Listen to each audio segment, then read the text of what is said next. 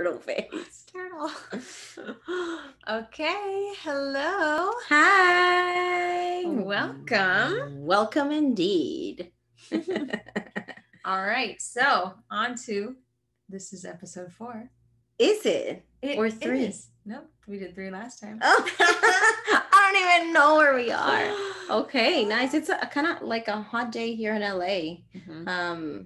It had gotten better, but today is kind of like, but I know it's the last day, so I'm not mad. I'm not too mad. Yeah. It's fine. It's fine. We'll get through this. we just had the air on for a hot minute, so yeah. Now we're good. We need to turn it off because then it's in the recording. Yeah. And as much as we want you to hear that, we don't. No.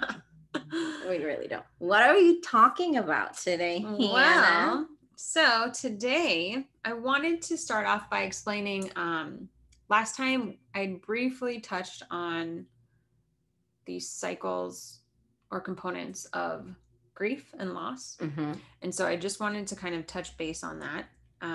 But since it was just Mental Health Awareness Day the other day. Yes, it was. I just wanted to dive in. You can move that. The 10th, right? Yeah. October 10th. Yeah, October 10th. So, and in the mental health field that I'm in, kind of you're in too, really, if you think about it, because yoga deals with all of it, and the spiritual component plays a big factor. And teaching as well. And teaching. Well, actually, yeah, I teach a kid in the autism spectrum. Yeah. Mm-hmm. Mm-hmm. So I thought that'd be important. So the stages of grief, I have some brief notes here. But so the theory comes from Kubler-Ross. And so it's their theoretical model. Is this a white man? These are 2 white men. Mm-hmm. What we're talking about. yeah. Which, it happens. I mean, yeah. But it's good to have that information, like the perspective, right? Like, okay. Yes. Hold on. And when was this? I was gonna say discovered, but that's not the right word. Let's see. Come about. Oh no, I thought it was 2 men. Elizabeth Kubler-Ross. Mm-hmm. Oh, good thing we checked this. Yes. Here I go. Elizabeth. Oh, yes. So Elizabeth. So model was introduced by Swiss-American psychiatrist Elizabeth Kubler-Ross. Mm-hmm. Okay, good to know. Let's see, 1969. Mm-hmm. I like that number. Mm-hmm. In her book On Death and Dying. Okay. So, which is why it's grief and loss. Mm-hmm. But this can apply to any loss. Yes. When you lose your work, when you go a relationship of any type, a divorce, a breakup. Mm-hmm. I mean, even loss of routine, even with the pandemic, is a loss of life as we know it. But yeah, whenever there's a change, or even as small, as I say small, it's big to some people, but just changes, like making a decision instead of being in that, like, should I do this? Should I do this? When you make a decision and you choose, you're losing the loss of the other side of it. Right. So there can be grief in that. Yeah. And even in the small, I mean, really small things like, oh, I finally finished all the seasons of Game of Thrones. Yes. And there's like like an emptiness, in right? Your heart. That it's like, now what? What do I do now? Like Mm-hmm. it was something that was giving you joy, or that was part of your routine, or that you were looking forward to. Mm-hmm. It's no longer there. Right. Yeah. And it can go all the way to, I mean, losing someone, losing you, like losing your health, losing your job, your house. What else? Yeah. I mean, your kids going off to college. Yeah, absolutely. I mean, even little things like personality changes, or like, I know for me, after I graduated undergrad and moved into grad school, I kind of moved into more of an introverted space that I was operating in. And for me, that was a big loss because I used to be like so extroverted and bubbly and doing all the things all the time and wanting to talk to people and do all this stuff. And I was confused because as I was getting older, becoming more introverted felt like now I have no connection, or I don't want that. Like, what's going on? So it can even be things like that, just personality wise. Or even like moving through, moving to a different country. Like, to me, it had to do with the personality, because I feel like it took me a while to develop a new personality or translate my personality to an American personality, and not only because of the language, but like just everything, like culturally, everything's different. So it was like a whole transition. Yeah. And even like as a performer, I was seen so differently here. Here I was just like stereotype us, like, oh yeah, the Hispanic one. Yeah. And whereas back home I could be anyone. Yeah. Any it was more about like other physical traits and like my and voice, that race that was never a thing. Pretty much the cast there are colorblind because we only have brown people. And all the spectrum of and all the mixes of that we have. But it was very different here, where they were like assigning me roles that it's like, it's not even in my range, it's not even in my voice range or my age range, and you're assigning these things to me just because I'm Hispanic. It's so stupid. It doesn't make sense. Yeah, which is definitely a loss for sure. So all of those things can be a loss and start the cycle of grief. Yeah. And what I was going to touch on too was just as we were talking about fall, you know, moving from summer to fall, like even seasonally, you can experience grief and loss as the seasons change. I mean, that's why there's literally seasonal depression, and people have those bright lights to help. So with that, the stages of grief. So within the stages of grief, you can experience any stage at any point in time. Don't mind if I do. So with that, I mean, normally the stages, it starts with denial, right? So stage of denial, like this isn't happening, this isn't great, this isn't whatever this is. Which usually when someone, I mean, I've seen this thing happen when someone dies in the family, especially like suddenly. The first is like denial, like you, and also you get so busy in the all the little things that you have to do, like the logistics of like the funeral and all of those things, and it doesn't really sink in until you're back to the normal routine, and then you start like, oh yeah, there's something missing here, there's someone missing here. So the first stage, denial. The second stage is anger. And so kind of the idea is, you know, like, why is this happening to me? This can't be happening. I mean, that's a little bit fuck everything, fuck everyone. Yeah, like just pissed. Like, I can't believe you took this from me, or this, I can't believe this happened to me, kind of thing. So anger. And then the third stage is bargaining. So kind of the phrase that would go with this is, I will do anything to change this. Like trying to bargain for it, trying to be like, okay, how can I maybe if I make this better? Maybe if I did this, this wouldn't have been this. A lot of what ifs come into play. If I would have only, you know, said this, or I wouldn't have said that, they would still be alive, or I would still have my job, or whatever. Then this next stage is depression. So, you know, kind of the feeling of what's the point of going on after this loss? Like, what's even the worth of it? What worth do I have? There's no joy in anything else if I don't have this person or this thing that I lost. And then the last stage is acceptance, which is, it's going to be okay. And so with that, you can continually go through the cycle, or you can jump around in stages. I mean, it's not, it is cyclical, but it doesn't have to be in that exact order. Sometimes you might all of a sudden onset depression, and then it might come back to bargaining, and then like complete denial, you know? Or you could be accepting at first, and then something gets revealed or whatever, and it kicks you back into re-experiencing it. Or a trigger happens. You have a friend that experiences that same loss, and all of a sudden now you're feeling all of those same emotions, and it's bringing up the whole grief process for you all over again. You know, and then as just a society right now with the pandemic, I mean, we're all experiencing a loss. And so this can show up in multiple ways, because there's a lot going on. There's a lot going on with, you know, Black Lives Matter.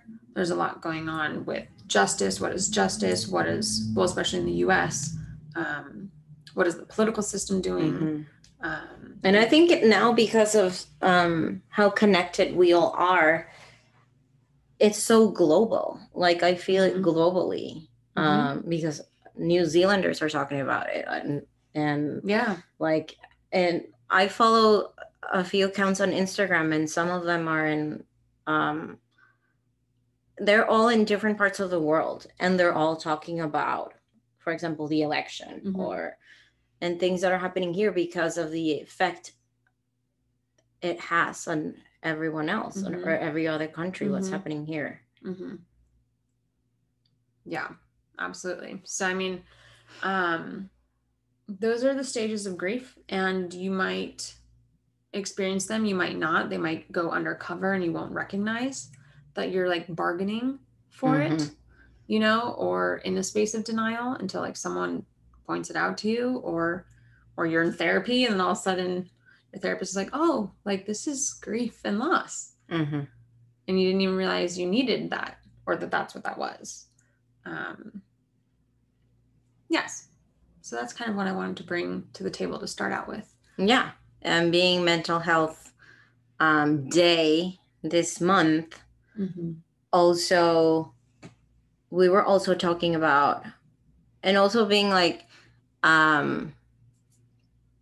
there's well, not many, but I've heard different names, because Indigenous Peoples Day is one name, but I've heard actually in class, because the boy I shadow while he takes his classes online, he's in 3rd grade, and his teacher was saying Indigenous Resilience Day, which I don't know. I've never heard that. I've never heard that either. I don't know if it's like they're doing that in like California or, but it ties to the decolonization of mental health.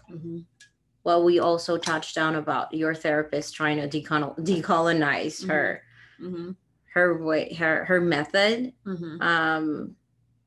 and also just everything around how, like, the stigma and usually how the patriarchy, or how a patriarch system puts a stigma on mental health, or makes it like it's not considered okay for men to seek psychological help or therapy. And also some specific things like, what is it, like autism is one that we were talking about, how different it is, or how hard it is to diagnose, because it can present itself very differently in men and women. And tests were only made for men, basically. To see. Like, so the testing subjects were male or young boys. And so that's what the signs that they were looking for, that then in little girls, they would just dismiss it because it's like, oh, she's just hormonal. Hysterical. The same things that we've been hearing. Or she's just dramatic, or whatever the case. So women usually get dismissed in the in those tests, and they don't get diagnosed. Right. So then they're going through life, like, obviously experiencing stuff within them that's like feeling different, not feeling normal, cannot relate. And then no one is hearing a cry for help. Maybe they don't even know they're crying for help, but they're like, what's going on, you know? I found that the ratio of diagnosis is that it's 4 males to every 1 female diagnosed. So 4 times more. Yeah, absolutely. But it's not really the incidence, it's just the diagnosis. I think it's just the diagnosis. Yeah. So it's not that it affects more men, it's just that they get diagnosed because the tests are meant to diagnose them. What it looks like, from a male perspective. Yeah. And then what's another one? You said the bipolar. Oh, and then bipolar. Yeah. So it's interesting because bipolar usually shows up in women a little later, but again, it's kind of the same thing because they were originally only looking at the signs from male test subjects. And so they're diagnosing males, but also just the diagnosis in general has been happening a little bit later for bipolar, both male and female. So a lot of kids are experiencing these mood swings or mania and then depression, and they're using substances to medicate basically, or other things that they can get their hands on to try and, remedy the very high highs and the very low lows that they're experiencing. And that's why a lot of times, like especially males or like teenagers or even younger, like they are really acting out, and you'll see like high and low jumps. But yeah, so women experience typically more depressive episodes. Okay. And more like rapid cycling through mania and depression, whereas men kind of stay in the high mania of it more and don't have such extended long periods of depression. So sometimes it's just seen as like, oh, she just has depression. We'll just give her meds, depression medication. She'll be fine. But really what she might need is different medication, or it's only helping half the problem.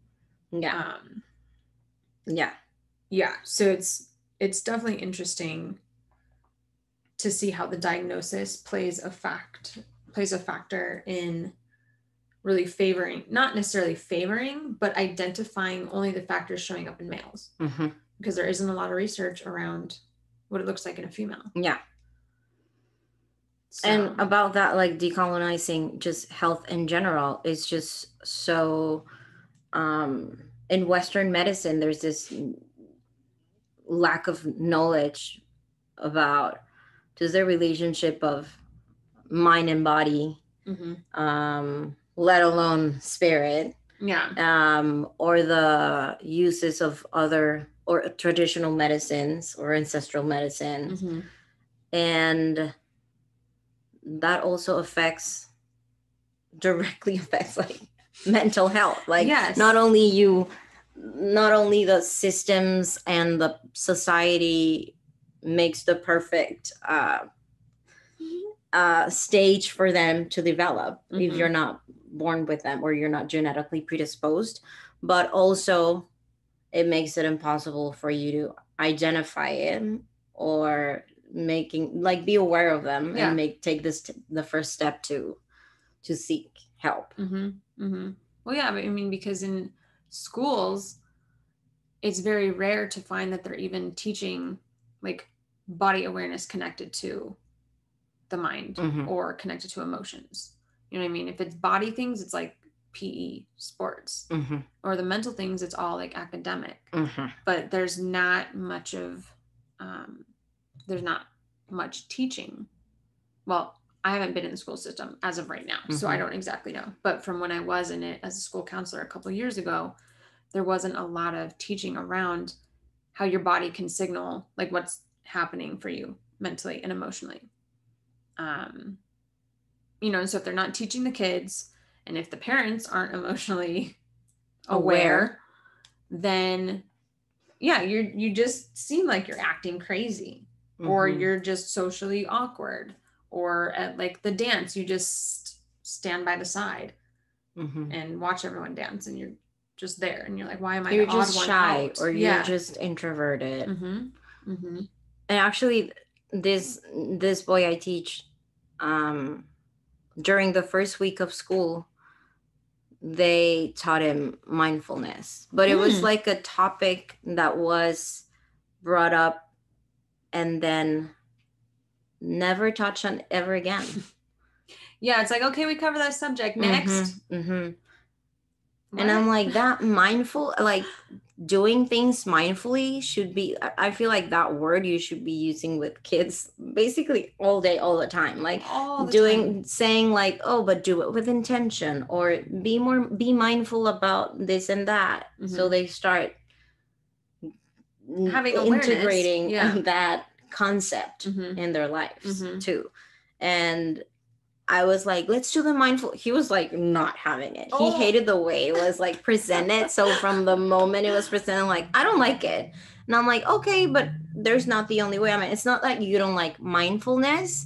It's just that you don't like doing these things specifically, or you didn't like the video, or you didn't like the boy in the video. But then I think it was the next day, he was just, I try to explain, like, you can do mindfulness by just doing things that you already do, like this and this and that. The next day, he was, I don't know, he didn't want to do like some work. So he's like, okay, until you want to do it, then you can come back. You can take a break, but you cannot take your iPad. Yeah. And then once you finish with your schoolwork, then you can use the iPad for like entertainment purposes. So he was so mad, and he wasn't talking to me. And he went to sit in the couch in the living room, and there's a big window there that you can see the backyard through it, and there are trees and bushes and like a huge wall of like bushes, like to cover the whole property. Beautiful. And he was just like staring at it for like so long, and I just saw him, and I was like, yes, you're practicing mindfulness. You're doing it. But then like I didn't say anything, and then afterwards I was like, hey, do you know that when you were doing that, that's like practicing mindfulness?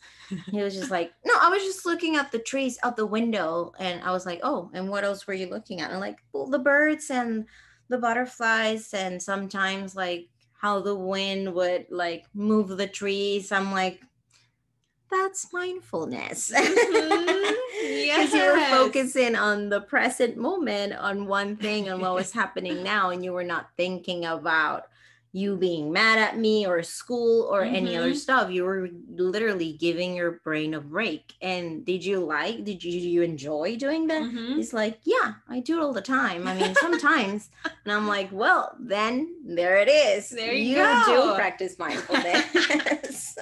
You're like, yes. I was like, that's right. Yeah. Child. Yes. So I do try to bring it up every now and then, but I feel like he developed this like from the moment he didn't like the video or whatever it was presented, like he was just like, I don't like that. But now, I mean, we still do it. I just don't call it mindfulness because now he has this aversion towards the word. So I'm just like, okay, let's go outside and be in the hammock and see if the birds come to the feeder. Just watch. Let's just watch. Listen. Let's just listen. What do you see? What do you hear? What do you smell? Like, exactly. Yes. But I mean, what a good way to help regulate the mental health. You know what I mean? And with that, like bringing in a meditation technique. You know, some people are like, I can't meditate, or it's hard for me, or whatever. Like they say, I don't have the time. It's like, no, everything you do can be a meditation if you just set intention to it. I mean, you can walk from here to the bathroom. You can eat a piece of pizza. You can brush your teeth in a meditative way. Yeah, if you do it by being present while you do it, it's mindfulness. Exactly. If you're being mindful. If you're being mindful, you're practicing mindfulness. You're doing it.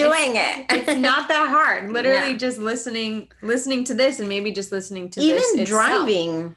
Yeah. Sometimes it's just like you can get like not in the present moment and just listen to a podcast or music or whatever it is, you're cussing at people, whatever it is, instead of really being like mindful of what you're doing. Like, what am I feeling? What am I seeing? Yeah.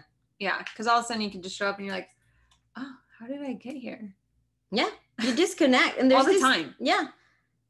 It even has a name, that, because when I studied for my driver's license for the DMV, there's even like, it has a name where you kind of like space out and you go into like some like autopilot stuff in your brain, because you just like go somewhere in your mind where you're thinking about whatever you have to do tomorrow, especially in the highway that is like just the same for like, but in the freeway it can happen too, and there's a name for it. And it's very interesting because it's not being present. Yeah. Which happens every day. So much. Happens to me every day. Yes. Like, you know what happens to me a lot? Actually, Elena was, she told me this, but I started doing this thing where I was teaching and I didn't want to be like interrupt the class or make it seem like I was looking like at my phone or something. So whenever there was a student, I would just like look at my phone to check the time and to see like when we needed to cut or end or whatever. And then I would just look at the time and put the phone back and then not register what time it was. Yeah. So I would need to do it again. And then it looked rude because then it looked like I was like, doing? Oh yeah. Oh yeah. What? So I told Elena that. Elena is one of my students and a client too. And she said, it's like, Mama, you're not present.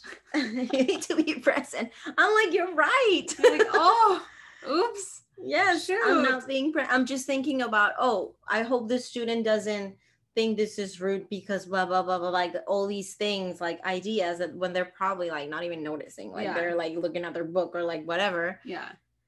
And then I was like, yes, it's present. It's not being present. It's just like, I know I need to look, but you're not consciously saying, oh, let me look, what time is it? Oh, 4:01. Okay, we have 10 more minutes. Like that wasn't happening. Yeah, it's just like, oh, what are all the other thoughts racing in? And then like judgments or perceptions or expectations, like all of that, just like, yeah. I mean, present moment is powerful because, I mean, if you think about anxiety, that's like worrying about the future. And there's so much anxiety collectively. And just like, you can feel the cortisol in the air. Yeah, right. Yes, but seriously, and it's you know, just that forward thinking and then worrying. And so like one of the practices that really helps with anxiety is, again, anything that will get you into the present moment and into the body. Like, what is happening right now? Physically, mentally, emotionally. Yeah, how am I feeling? How am I breathing? What am I feeling? Like tapping into all the senses, you know, just connecting into that, because the second the mind goes, oh, but what if, and then this, and then this, and then this, it's like, whew, like the brain doesn't register like, oh, we can do that later, or compartmentalize. Like on some level, that's activating the fight or flight system.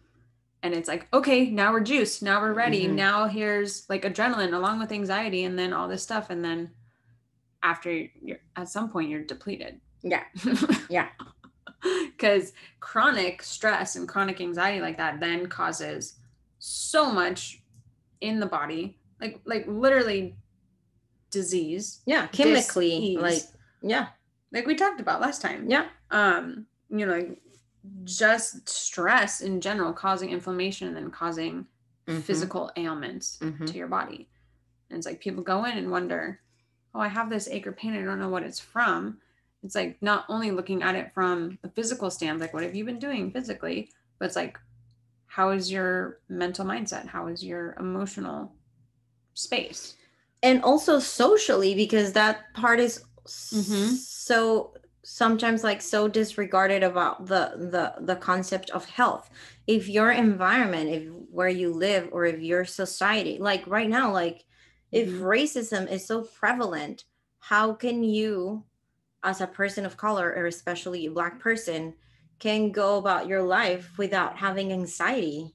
Right. It's just there. Injustice causes physical disease by that. By following those steps. Yeah. So it's like, okay. It's all linked. It's all linked. It's all the same. Yes. And I mean, too, especially kids right now, like doing online school and not having the social interaction that they would normally have, like being in the school with other kids. Like that's also starting to cause a lot of disease. But I just know from my personal experience working with some students, like they're having trouble really like having an outlet of like play and fun and joy. Like they're just like studious, whatever. And then go eat, go do whatever. And then 5 minutes, come back, sit again. Yeah. Like maybe go take a 10-minute break, go outside for a little bit. But at some point, that social aspect is necessary to continue to develop, continue to develop with each other. So I'll be curious to see, you know, on the other end of things, if school continues to be online or if they integrate back in, how that will play. But you know, it'd be interesting to see the ramifications mentally of everything shutting down. Yeah. I mean, and not, it just things changing, because it's also like not everything shutting down, but it felt like that for a bit. And then you start finding, okay, so what now? If this is not the way, then what's the new way now? And you start finding those new ways, and then you're like, I feel like it's been a while since I've felt normal. Like sometimes I just forget about the pandemic. Yeah. Because like how I've curated my life and like my interactions and my routine now is like, oh, I sometimes just like forget. And then I'm like, oh yeah, I need to like go to the grocery store or like do this and like mask. And only in those moments I remember, but usually everything else is operating. Everything else accordingly. Is operating. Yeah. Except for the fact that now I do a lot more online, which it was something that I was, that I wanted, that I've been wanting for a long time, to avoid the commute, the LA commute, because it's not fun. It's not. That's actually very stressful too. That does. Yeah, it definitely is a factor to take into consideration when taking a job. Yeah. But it's like, it links back to the same thing. It's like, okay, is it worth it? Like, it's always like, okay, what's going to stress me more? Not having money or having to go through traffic for and 3 hours. Yeah. Of just driving, sitting there with people who are disconnected from the driving. Yeah. So they're all over the place thinking about whatever. And then you're like, honk, honk, like all these things. Yeah, exactly. Yeah, you really do have to weigh the pros and cons. And I think engaging with that mental health side to bring awareness to like, oh yeah, how is this going to affect me? Which is just as important as, well, I view as like financial, as like the finances, or, you know, physically, is it going to be taxing, but mentally, is it going to be taxing? Emotionally, is it going to be taxing? Spiritually, when you're like doing something that you really don't like you're or something you're against, and you're participating in an industry or some sort of dynamic that doesn't align with your views or philosophy, your morals, your values, it takes a toll. Yeah, absolutely. To where the point where people get burnt out, or they get pushed to an edge that then they have to make dramatic changes. I know this personally. That's capitalism right there. That's just a consequence of which, again, stems from colonialism. Like colonialism, it's all the same. Yeah. Like, and I actually looking for things that are like, okay, but I know kind of like the impact that colonialism, like, and colonization had in us, but now what can you do to start deprogramming or like reverting that? And then I found a few steps that you can start with, and that they're also linked to mental health, because all of these things, it's like, yeah, you'll be happier if you do this, like all of these. And one of them, I have actually the list right here, but I believe the first one was going within, like you're looking within and really acknowledging that you have a relationship with yourself. And then, so sitting with yourself, accepting the situation as it is, and without any judgment, just like, okay, what's happening with me? How do I treat myself? How do I talk to myself? Which is such a practice, because we're not trained to not judge. Like all social media, all these things, like media in general, putting women's standards and men's standards up against each other. It's like, that's a practice in itself, is just like, how do I come into a space of non-judgment? And I feel like especially ourselves, because I've heard all these comments. I hear all these comments about, like, for example, from like Anna, my friend, that she's always like, I'm fat, I'm horrible, I'm this, I'm that. I'm like, excuse me, would you say that to me? Like, I'm way fatter than you. Like, would you say that to me? No, because you're beautiful. I'm like, why do you say that to yourself? Like, first of all, it's like fat phobia, and it's like, it's telling, like, okay. And then second of all, if you wouldn't say that to your best friend or your sister or your mom or any other person, why would you say that to yourself? So one of the things is that, like, the relationship with yourself.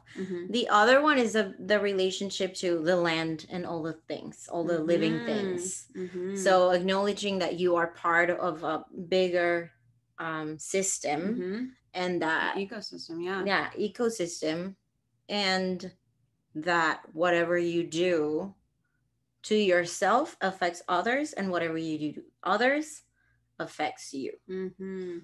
So that's like kind of like rooting. The exercise the exercise you told me to do, like bury your feet in the sand. But it's like kind of like claiming your place in the universe and in the line, like asking for permission, but then rooting yourself and like really believing that you belong where you are. And another one is taking intentional time to be in an accountable, honest relationship with others. So it's like, okay, I need people, but not people that are going to tell me what I want to hear, right? Like, but healthy relationships that are going to maybe confront you or hold you accountable for your actions. And then the other one that was very interesting, that goes back to what you were saying about like the self-image and all of these things with capitalism, is that everything is telling you that you're not enough, that you need things, or that you need external stuff to be happy, whether it's literally things or things to change yourself, to change your body, or to change your life, or to change how you look, or it's all about like the external shell of the things. So going back to the I am enough, and I have unique qualities, and I have a purpose. My going back to that, connecting with your true self, and like basically like embracing what makes you unique, not this like perfectionist like tendency, which is a program. Like perfectionism is a program that we've learned. So it's one affirmation is I am light, and give myself permission to walk in my light, for example, or I am enough. I see the light in others and speak and act from that place. And another one that I found really interesting, which is within the same I am enough one, is I will not spread ideas of emptiness and need, but abundance and creativity. So, and again, with the social justice fight and the activism, is like always flipping it and turning it into not only about what we're against, but remembering what we're for. Yeah. Which is like in therapy, reframing is like a technique. So it's like, so whatever's bad, like how can you reframe that to see a different perspective or to see the positive light within this shadow? Yeah. Yeah. Yeah. And there's a really, really interesting thread that I read, a Twitter thread that I saw on Instagram from Marie Bitcham. She's an anti-racist educator and environmentalist, I believe. Hope I'm not messing it up. I don't know. I messed up the whole grief process. Who knew it was Elizabeth? But with 2 last names.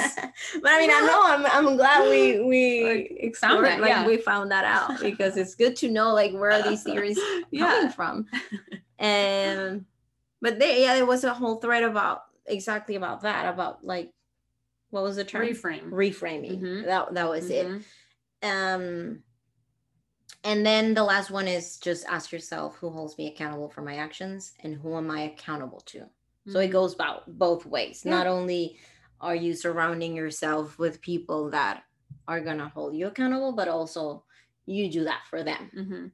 Or maybe it's not the same people, but it's like a circle or a line or a net. Yes, or even like thinking about plants, like just having house plants, like just out here, you just watered the plants, right? It's like you're accountable. Like, okay, if you've purchased the plant, now this is your responsibility. Like it'll tell you by its leaves or whatever it has, like, I need something, and you're accountable to keep that plant alive. And then in return, like that plant gives you life, gives you oxygen, cleanses the air. Some of them, you know what I mean? It gives you joy. I mean, I feel joy when looking at them. Yes, you talk to them, they're your friend. I name them. Like, you know what I mean? Like, it's accountability not only with people, but also with your environment, what's around you. Yeah, exactly. So yeah, I mean, that social element is a very important part of mental health, because at the end, it's all connected. If you, let's say, get diagnosed with how do you call those?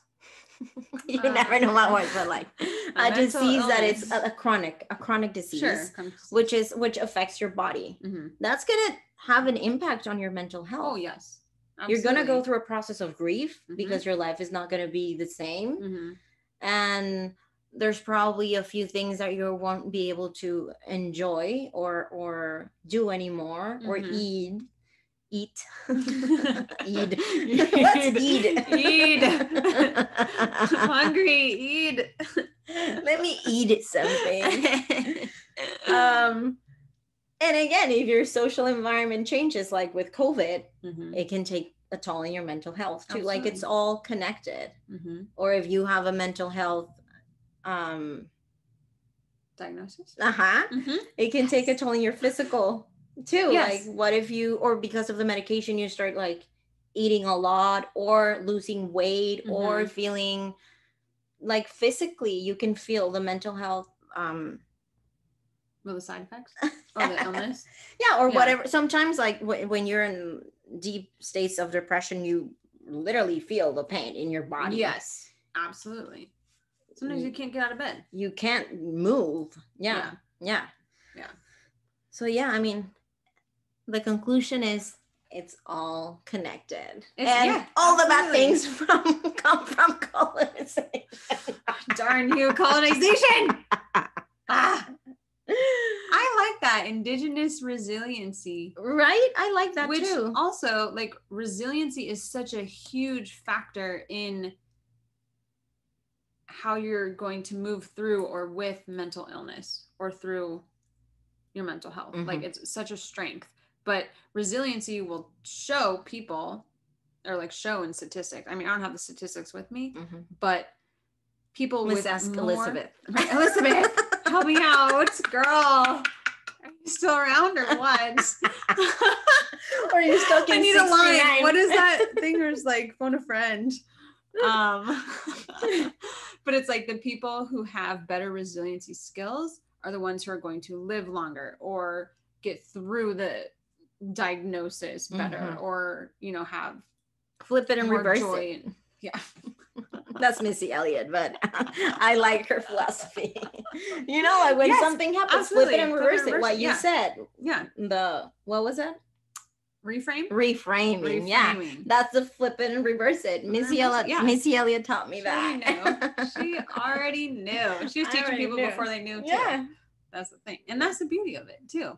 It's like getting creative with the arts, like getting physical movement. Like there's so many ways to help with your mental health, which is just as important as your physical health, which is just as important as emotional health, is just as important as spiritual health. Yeah, they're all as important.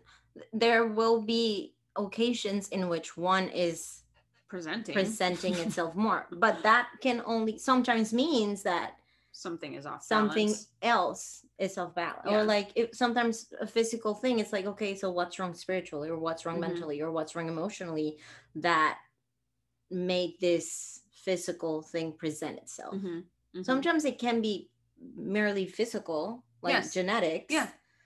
But I feel like most of the time there's usually an emotional component. Yeah. And I think that's something that I've been learning with neuro-emotional technique, NET, is this technique I've been using and learning about, where the body, so whenever like a stressor or a trauma has happened, sometimes the body will take on that emotion so that the mind doesn't have to deal with it. Yeah, because the mind cannot deal with it at that moment. So it stores it in the body, saves it for later to when you can actually process and deal with it. That's why in yoga I hear so much like, oh, you have so many emotions like stuck in your hips. Example. Yes, yeah, because we store the emotions in our hips. Because they're nice and juicy. Lots of emotions right here. Right. But yeah, so the muscle tissues, all the tissues, and sometimes the organs in the body are taking on these stressors because the mind is not able to deal with it at that point. And intuitively it knows, right? So with a neuro-emotional technique, you can go in and you can touch a body point, or if you have a pain or something, and you can use muscle testing to basically ask the body, hey, is there an emotion tied to this pain? And if there is, the muscle test will tell you. It's so cool. I'm like, what? My body talks to me and I don't even have to talk for it? Like, it will just say. Basically, if there's some emotional component, the muscle will fail. If there's not, the muscle holds strong. And then it's purely physical. But if there's an emotional component, then you can go in and you can not only clear that emotion that's stored in the body right there, but you can ask the body, when was the original event, at what age? And go back to it and go back to the original event and clear it from there so that it doesn't keep showing up now. Yeah. And sometimes that's an age where you're really young. Sometimes it's in the womb. Sometimes it's at conception. Like there's it can go far back and the body will tell you, which is so cool. But it's like, yes, everything is tied together. So then you use your own body, like as a practitioner, like I'm not doing anything to you. I'm just simply using the meridian lines to help navigate the emotions, but you clear it yourself. And then at the end of it, you retest the exact same spot and the muscle test will tell you if you cleared it. And it'll hold strong. And it's like, what? Amazing. What? This is magic. No, it's not magic. This should be the cover of a YouTube video. I like it.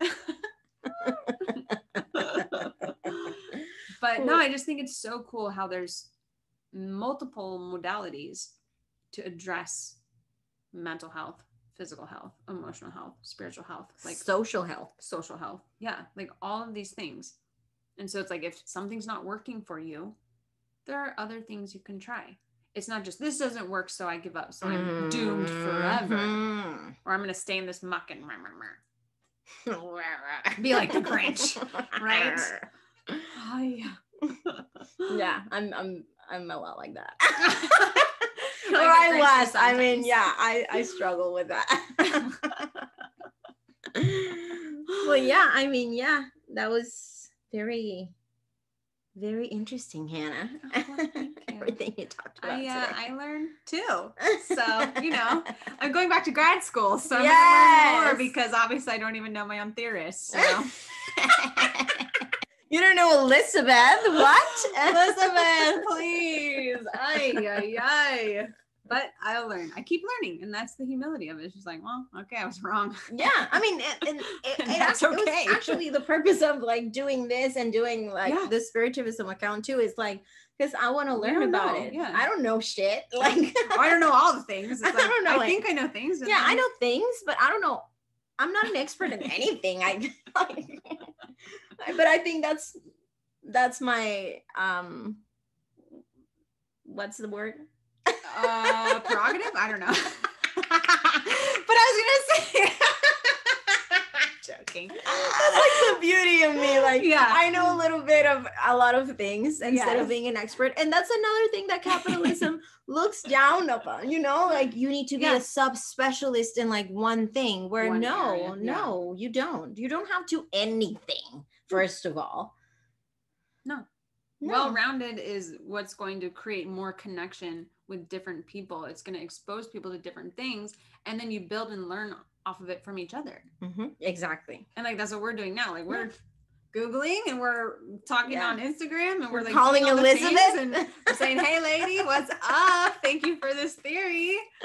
I love this year, 1969. What up, yo?" Take me back to 1969. Yes. It was more like this. I don't know it. Sunshine. Yes, I don't know the rest of the words. Okay, yeah. Listen to Hair, the original cast recording. But yeah, good talk, Hannah. Good talk. We'll go back to our lives now. But I hope you guys enjoyed our chat today. Yes. Hopefully you learned a little something or something, you know, sparked and you're curious now and want to look into some things. So or you start taking care of your mental health. Yes, please do. Because if you don't, please do. It's important for everyone, not just you. Not just you, but especially for you. Especially for you. Yeah, and all of us. Okay, guys, that is it for today. Hope to have your ears soon. Yes. Thank you for listening to the Intersectional Yoginis podcast. I am Mela, and you can find me at Mela Lopez and Spiritivism on Instagram. And I'm Hannah Rodriguez, and you can find me on Doing Yoga with Hannah on Instagram. Oh yes, on Instagram. Yeah. Okay, see you there. Hasta. Bye. Hasta.